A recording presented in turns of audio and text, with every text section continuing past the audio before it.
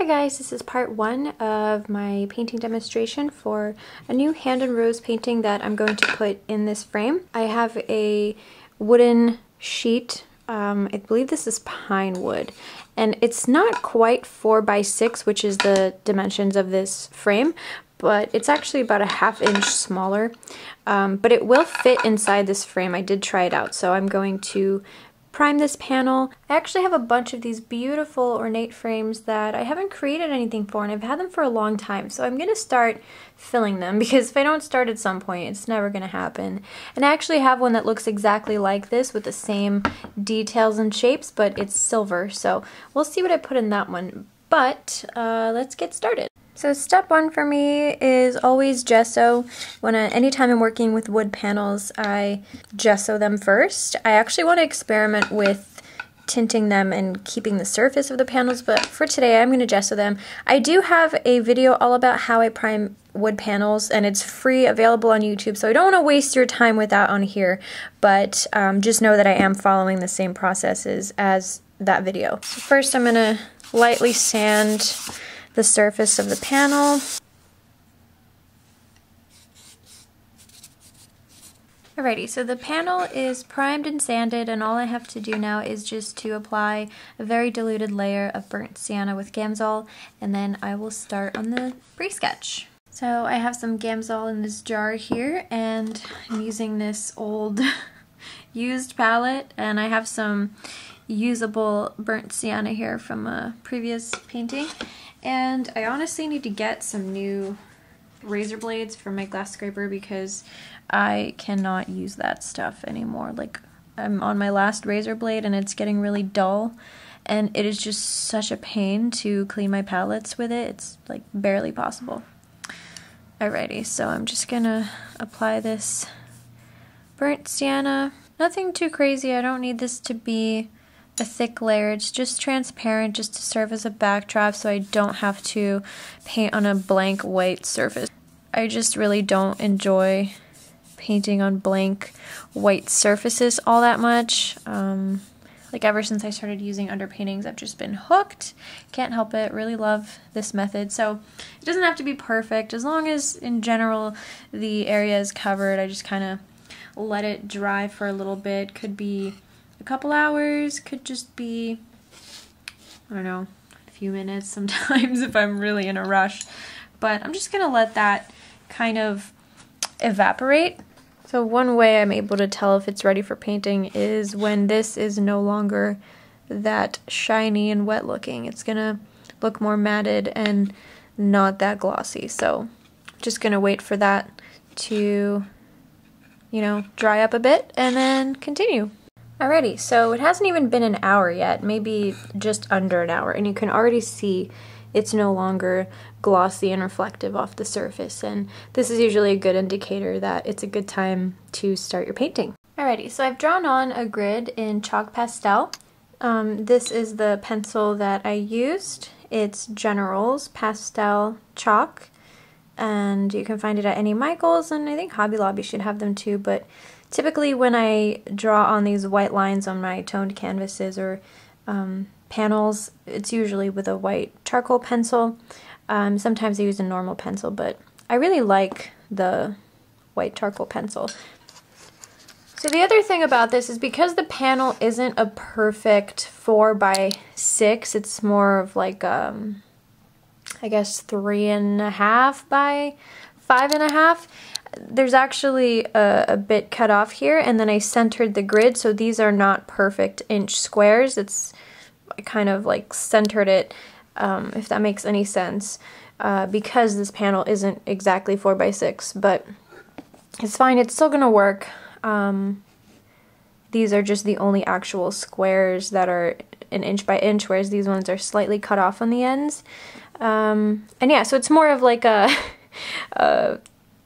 I guess 4.75 by like 5.5, because these bottom parts are going to be cut off.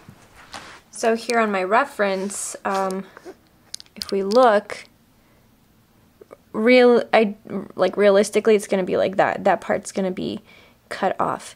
which I honestly didn't measure the exact dimensions of the panel I have, which I probably should have, but I was just going off the frame dimensions, but it's still gonna work, not a problem. Ready, so I'm just gonna mix my medium, my usual Gamsol Galkid mix, and I've got this jar lid. This is all dried, so it's not gonna interfere with my colors. This Galkid is like pretty much dead. A lot of it's dried up, but I'm still gonna get out what I can from this bottle. You can see some of it starting to pour. Alright, look at that goopy blob. So I'm gonna dilute that with some Gamsol. Usually it's a lot more fluid and watered down. I just want to use up the last of what I have here while I can. I end up not really using the entire bottle, but it's okay. So I'm just gonna pour that in and stir. You can see it just kind of bunches up like that, but it will dissolve. It just takes a little effort, and careful when you stir not to spill it over the sides. I wish I had like an art whisk. That would make things so much easier. Okay, so I think this is as good as it's gonna get at this point. Probably just gonna chuck that bottle of Galkid and use my new one. Okay, so my next step is to draw out all the shapes, the outlines, and normally what I do is I create an underpainting with another amount of like burnt sienna where I paint on the outlines and do all the shapes and shadows, but I'm not going to do that this time around. I'm just going to focus on the values with the colors. I'm just going to use a pencil to draw out all the lines as closely as possible.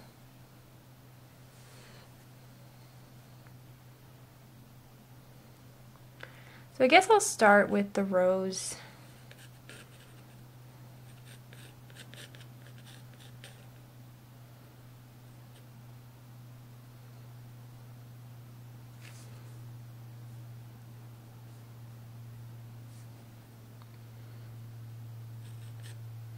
And I'm not necessarily trying to make it exactly how it is.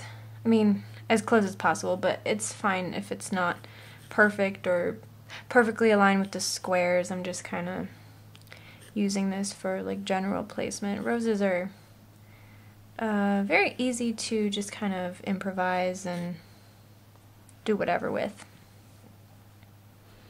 But as long as I can anchor some of the shapes, then I can draw on the hands after that.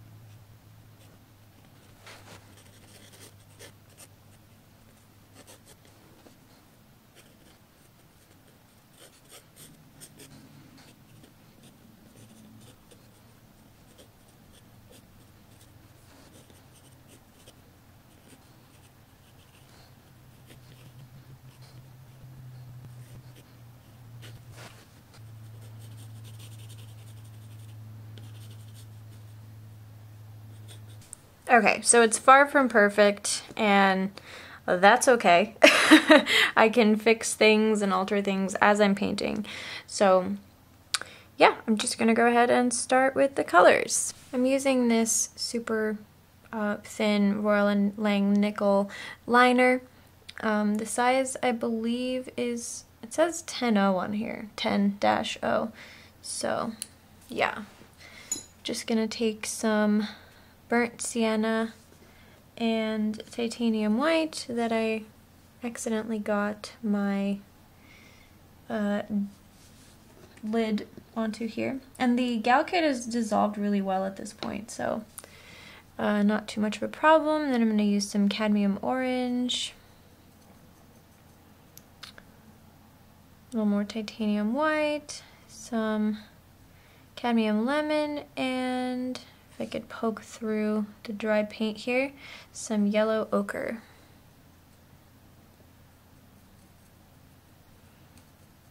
maybe some more burnt sienna. Okay, so that's just kind of like the base skin color I created. And it's actually very close to the background color, which is probably gonna be a small problem, but not a huge deal. I'm just kind of placing it down. Next, I'm going to pick up some burnt umber. Just poke through some more dried paint there. Some burnt umber and a little bit of sap green. Add some greens to those shadows.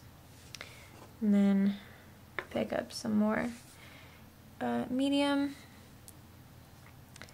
And I'm just gonna add a bit of a shadow color here, which is really like the back of the hand. But I need some line differentiating that because it is so close to the background color. Next I'm going to take some alizarin crimson and just kind of mix in with all these tones here. Maybe a little more burnt umber and titanium white. And this color is going in some of the parts inside the hand here, because it is in the shadows, and if you look at the bottom of your hand, it's certainly a lot warmer toned than the top of your hand. So yeah. So these shadow colors in here are just going to be a little bit warmer, and I guess it's more emphasized in the way that I edited it for the warmer tones to stand out and the cooler tones to stand out. So alright, then we're going back to the shadow color there and just kind of picking up a light color and gently blending those together as I'm painting. So this one's going to be a bit different because I'm going to try to get as much detail down as I can right off the start and then tweak it afterwards.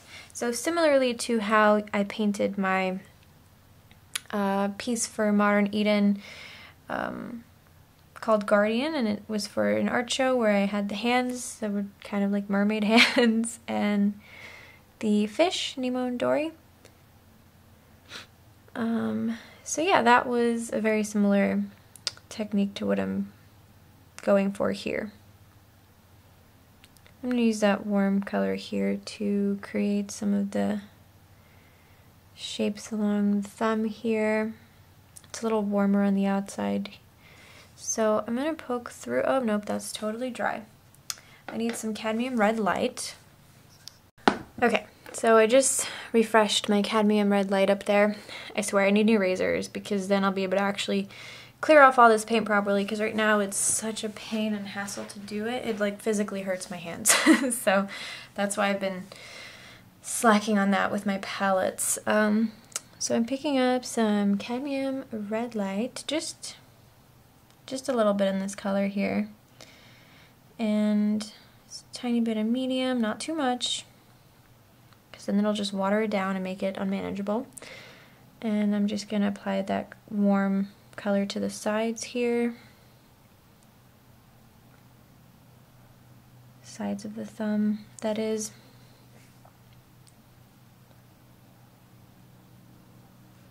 Okay, I'm just kind of trying to create the illusion of there being a fingernail there, which I don't know if you've tried to paint fingernails, but they are annoying. They're probably one of my least favorite things to paint, not gonna lie. Alrighty, and then adding some more titanium white to this peachy color here again. Just gonna continue painting on the colors of the thumb. And some of the graphite underneath is sort of blending with my paint, but that's okay. Not a massive deal. All it really does is just kind of suspends the pigment and combines with the oil paint, so it's not really going to affect the oil paint itself. And I guess I need some more burnt umber just into that color there. and trying to create some definition in the bones here using these shadows. I'm hoping that I'm accomplishing what I'm setting out to, but we'll see. Going back to these shadow colors here, I'm just going to combine it with some burnt sienna and a little bit more sap green. And just, these are, ooh, a little too dark. I'll lighten that up a bit. And these are some of the shadow colors that are behind the hand, I guess. Facing away from the light source. So I'm just gonna softly blend them. It looks so plastered right now, but it will get better. Going back with some of these tones here. And I'm just placing them down here and then blending them with that shadow color as I work.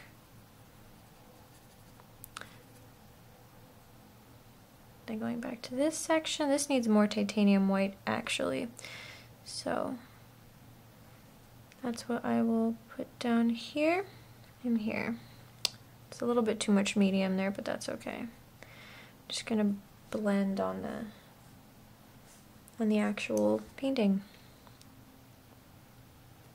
Which some might say that's not the best approach, but you know, we all have different ways of working, and I just feel like if you like to make things precise and detailed right off the bat, then go for it. Go ahead and blend on your painting.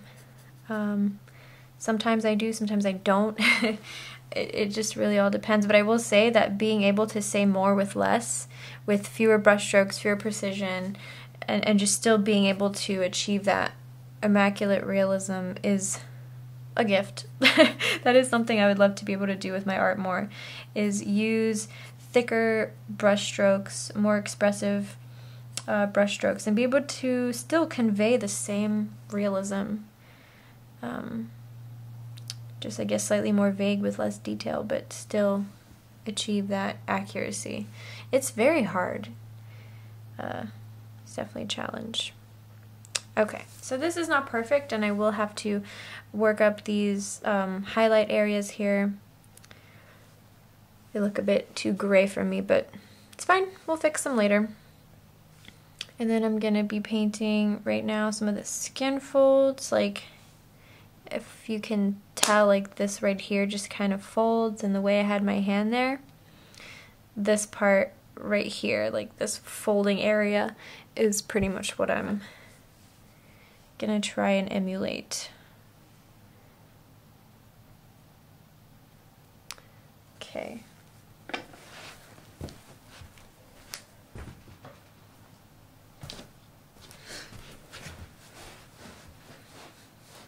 Alright, going back to the shadow color here. Maybe add a little bit of alizarin crimson there.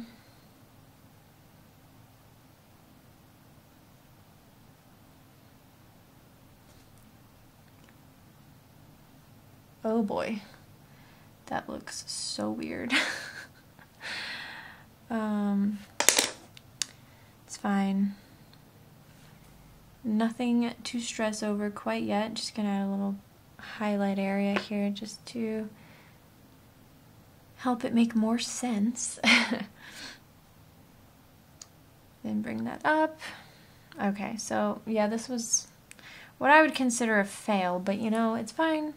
Could always come back to it. I'm not really too worried about it.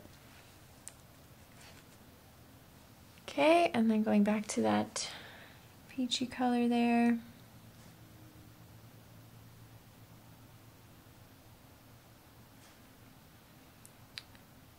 Just gonna paint this pointer. So this needs to be a little bit warmer around the tips of the fingers. As you can even observe on your own hand, the colors here, much warmer than here. Cool toned, warm toned. So it appears the same way in photo references. You just kind of have to think about your subject and not only paint what you see, but also think about why you're painting what you see and why you're seeing what you're seeing, why those colors are warmer, and just, you know, use life in conjunction with the photo references. So I'm just putting this highlight here to give the side of the finger some more shape. Back to the peachy color. This one's a little bit more in the shadows. So in order to create that separation there, I'm picking up that slightly greenish shadow color. And I'm just gonna line the outside here just to emphasize this shadow part and to further shape the finger, this one right here, with the shadows behind it. Then the third finger back there is super in the shadows, so I'm gonna go ahead and paint that as well.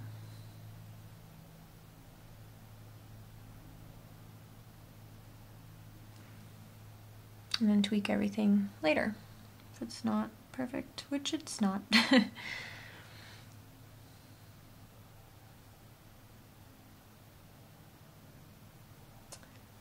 Okay, I think I've achieved somewhat close to what I wanted, but not quite. Just gonna add some highlight there too. Okay, and then going back to that peachy color.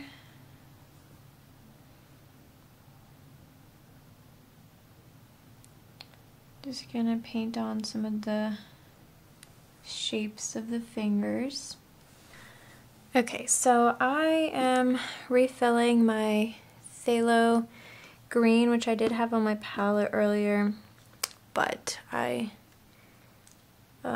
used it all up for another painting. And then ultramarine blue as well. And this is just to have slightly more saturated shadow tones as I paint, because currently they're a little more on the muted side with all that burnt umber. So. And I have two brushes I'm using, one for the lights and one for the darks. Let's see, I think I need more cadmium red here to paint the fingertips, which are very warm toned.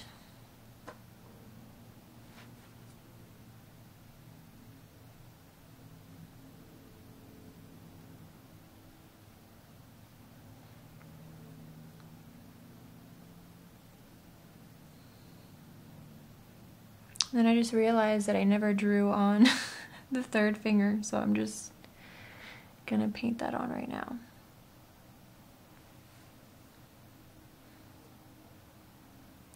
Going to the lighter color, just to give them some shape here.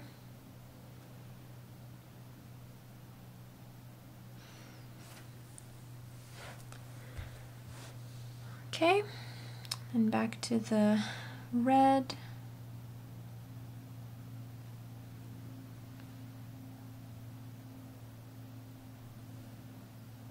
Alright, so this is really not like exactly perfect, to be honest, and that's fine.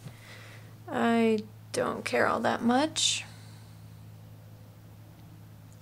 as I try to perfect. Yeah.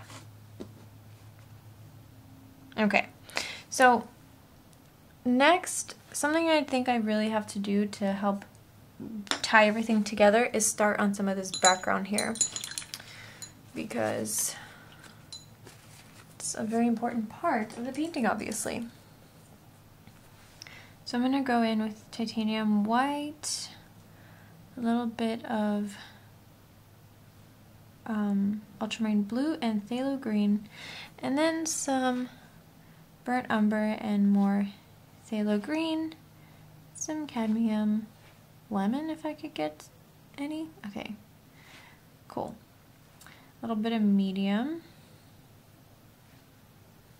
and just work on these a bit more. Okay, so now I'm gonna try and work in some of the fabric folds, which I actually did not draw on. That's way too dark. But I figure this will help in the long run.